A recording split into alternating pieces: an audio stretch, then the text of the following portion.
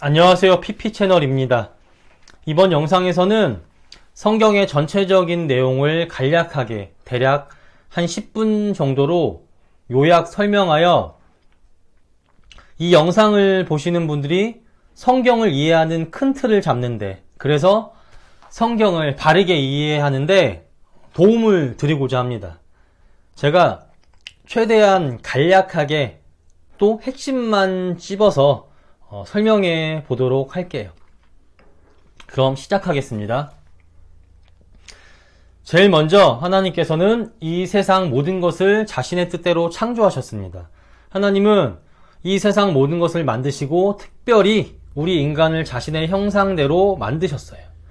그리고 이 모든 것을 통해 하나님은 영광 받으시기를 원하셨습니다. 두 번째, 하지만 인간이 하나님이 만드신 첫사람 아담이 사탄의 유혹에 넘어가 하나님과 같이 되고자 하는 죄를 범하게 돼요. 그 결과 모든 인간은 인간의 조상인 이 첫사람 아담의 죄를 넘겨받아 다 죄성을 가지고 태어나게 되었습니다. 자녀가 부모 또는 집안 조상의 기질과 성향을 물려받아서 태어나는 것처럼 우리 인간들도 모든 인간의 조상인 이 아담의 죄성을 넘겨받아서 이 죄성을 가지고 태어나게 되었어요. 이로 인해 우리 인간은 항상 선하신 하나님의 뜻을 따르는 게 아니라 자기 스스로 자기 마음대로 선과 악의 판단자가 되어 하나님이 아니라 내가 좋은 것을 선택하며 살게 되었습니다. 하나님의 뜻에서는 죄라 할지라도 내게 유익이 있으면 그걸 선이라고 생각하고, 반대로 하나님의 뜻에선 선이라고 할지라도 내게 유익이 없으면 악이라 생각하며 하는 행동들이요 이 세상에 나타나게 되었습니다. 예를 들어서 다른 사람의 것을 훔치고 빼앗아서 이익을 얻는 것은 이게 하나님의 뜻에서는 죄잖아요. 하지만 이를 통해서 이익을 얻는 사람은요 그렇게 생각하지 않아요. 이걸 선이라고 생각합니다. 반대로 불법을 행하지 않고 조금 적게 벌더라도 정직하게 경제생활을 하는 것은 하나님의 뜻에서는 분명히 선이지만 돈을 최우선으로 생각하는 사람들은 과연 이를 선이라고 생각할까요? 아니요, 그렇게 생각하지 않아요. 그 사람들은요 이걸 멍청하게 보고요 악이라고 생각합니다. 이렇게 인간은 주인이신 하나님의 뜻에 따라 판단하는 게 아니라 하나님과 같이 자기가 선과 악의 판단자가 되어 자기 멋대로 생각하고 행동하는 교만이라는 죄를 지어요. 그러므로 하나님께 영광이라는 우리 인간의 창조 목적을, 하나님의 창조 질서를 깨트립니다. 그 다음 세 번째, 이로 인해 우리 인간은 이제 죽음이라는 벌을 받게 됩니다. 여기서 말하는 죽음은 육체적인 죽음과 동시에 영원한 죽음을 말해요. 성경에서는 지옥을 가리켜 영원한 형벌 또는 영원한 지옥이라고 표현합니다. 하나님께 지은 죄로 말미암아 우리 인간은 육체적인 죽음을 얻은 동시에 이 죄를 해결하지 못하면 영원한 죽음인 지옥 형벌을 받아야 합니다. 네 번째, 하지만 하나님께서는 자신의 형상으로 만드신 우리 인간을 사랑하사 모두 다 벌하지 않으시고 자신이 택한 자들을 구원하시기로 작정하셨습니다. 먼저 아브라함을 택하시고 그 후손들로 자신의 구원 계획을 이루어 나가세요. 이 아브라함의 후손이 바로 구약 이스라엘입니다. 하나님은 이집트에서 종살이하고 있던 이스라엘을 구원하신 다음 그들에게 가나안 땅을 주시고 나라를 세우게 하시고 율법을 주셔서 이를 지키라고 명하세요. 그리고 이스라엘은 이러한 하나님만 믿고 그분의 뜻대로 순종하면 하나님이 주시는 복을 받고, 반대로 불순종하면 심판을 받는다는 약속을 하나님과 맺게 됩니다. 이 약속을 가리켜 바로 옛 언약, 즉 구약이라고 합니다. 여기까지가 창세기부터 여호수아까지의 내용이에요. 다섯 번째, 먼저 하나님께서 이스라엘을 택하시고 구원하신 이유는 이들을 통해 온 세상에 하나님의 영광을 나타내기 원하셨기 때문입니다. 하나님 백성들이 하는 착한 행실로, 선한 행실로 인해 온 세상에 하나님의 영광을 나타내고, 그리고 온 세상이 이를 보고 하나님께 돌아오길 원하셨어요. 왕이신 하나님의 뜻대로 살게 하시고 이러한 그들의 착한 행위로 말미암아 온 세상이 하나님의 위대하심과 또 하나님의 높으심과 또 하나님의 거룩하심을 보길 원하셨던 거예요. 여섯 번째, 하지만 이스라엘은 하나님과 맺은 약속을 지키지 못합니다. 하나님의 뜻을 점점 더 따르지 않고요. 하나님과 맺은 약속을 지키지 않았어요. 가나안 땅과 다른 나라의 우상을 섬겼고 또 하나님의 뜻을 지키지 않으므로 왕이신 하나님을 배신하고 하나님과 맺은 약속을 계속 어겼습니다. 그럼에도 하나님은 그들을 사랑하시기에 돌아오라고, 하나님을 사랑하고 하나님의 뜻을 지키라 계속 요구하셨어요. 하지만 그들은 돌아오기는커녕 오히려 더 악을 행했고 다른 우상을 더욱더 많이 섬겼습니다.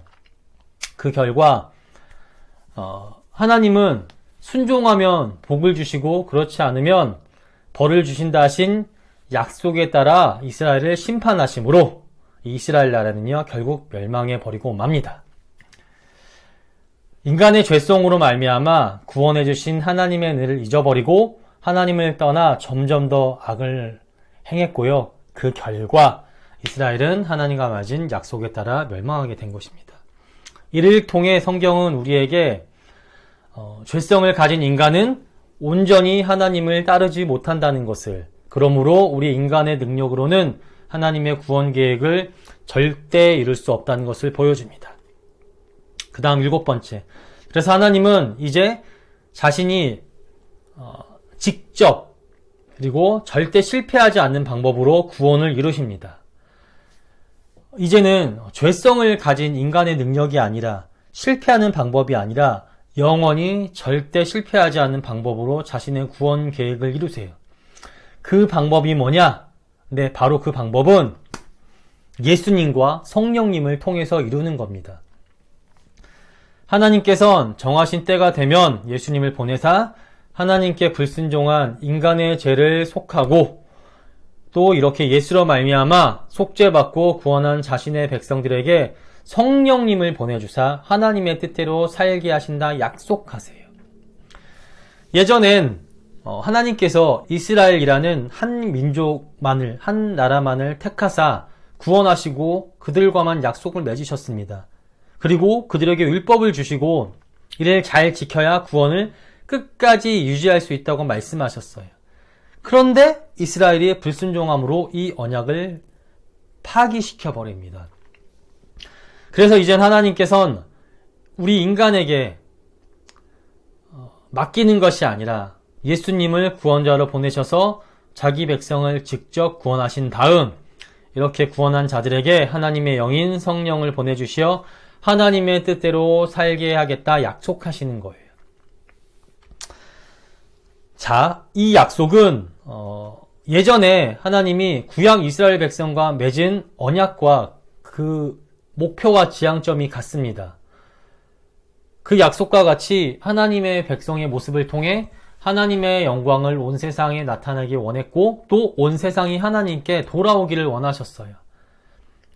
하지만 한 가지가 명확하게 바뀌었어요. 그게 뭐냐? 예전과 같이 인간의 능력으로, 우리 인간의 능력으로 하나님의 말씀을 지키라 하지 않고 하나님의 영, 즉 성령님을 보내주셔서 이 성령님의 인도하심으로 하나님의 뜻을 지키게 하시겠다 말씀하십니다. 즉 하나님의 말씀을 지키는 주체가 나에서 성령님으로 바뀐 거예요. 그러므로 연약한 인간의 능력으로 인해 지키는 데 실패했던 옛 언약과는 달리 성령님의 능력으로 인해 하나님의 뜻을 지키게 하신다 말씀하세요. 본질과 지향점은 같지만 지키는 주체가, 하나님의 말씀을 지키는 주체가 완전히 달라졌죠. 그렇게 이를 가리켜 새로운 방식으로 맺은 새 언약, 즉 신약이라고 합니다. 여기까지가 구약의 내용이에요. 구약은 이렇게 때가 되면 하나님께서 이루실 이 새 언약, 신약을 기다리는, 대망하는 모습으로 마칩니다. 그 다음 8번째, 이 새 언약을 예수님께서 오심으로 이루십니다. 예수님께서 인간의 몸을 입고 이 땅에 오셔서 모든 자기 백성의 죄를 속하고 구원하십니다. 그리고 이러한 자들에게 성령님을 보내주심으로 하나님 안에서 살게 하셨어요. 그렇게 진정한 신자들은 성령님의 인도하심 아래 하나님의 뜻을 사모하며 사는 거예요. 이러한 자들을 가리켜 새 이스라엘이라고 합니다. 예전 구약의 이스라엘은 이제 선택받은 하나님의 백성이 아닙니다. 왜냐? 하나님과 맺은 약속을 지키는데 실패했기 때문이에요.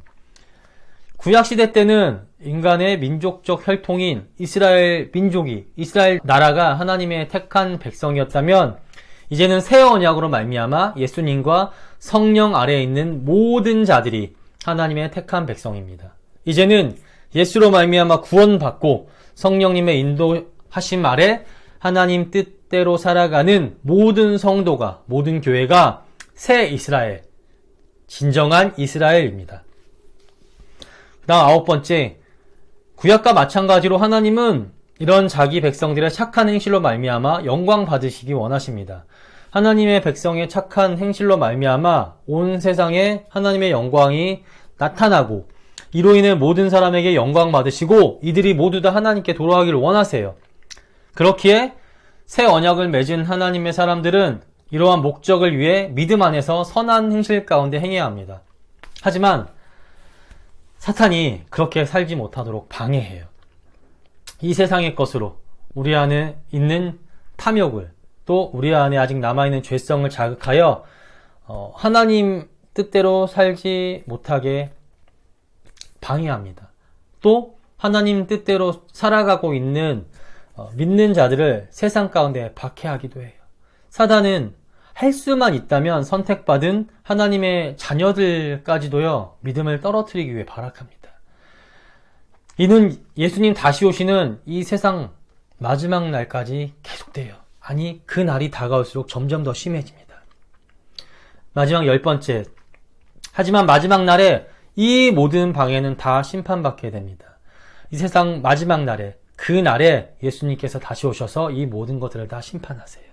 그때 이 사탄도, 하나님을 대적한 사탄도요, 영원한 지옥 형벌을 받게 됩니다. 그리고 예수로 인해 구원받지 못하고 이 사단에게 미혹되어 하나님을 대적한 사람들도 마찬가지입니다. 모두 다 영원한 죽음인 지옥 형벌을 받게 됩니다. 하지만 하나님의 사람들은 이 세상 무엇과도 비교할 수 없이 가장 좋고 아름다운 천국의 영생을 누리게 돼요. 그곳에서 하나님께서 처음 세상을 창조하셨던 때와 같이 모든 만물이 영원히 하나님께 찬양과 영광을 드리며 살 것입니다. 성도는 이 영광을, 마지막 날에 확실히 이루어질 이 영광을 바라보며 이 세상에서 믿음을 지키고 하나님의 뜻대로 살아야 합니다.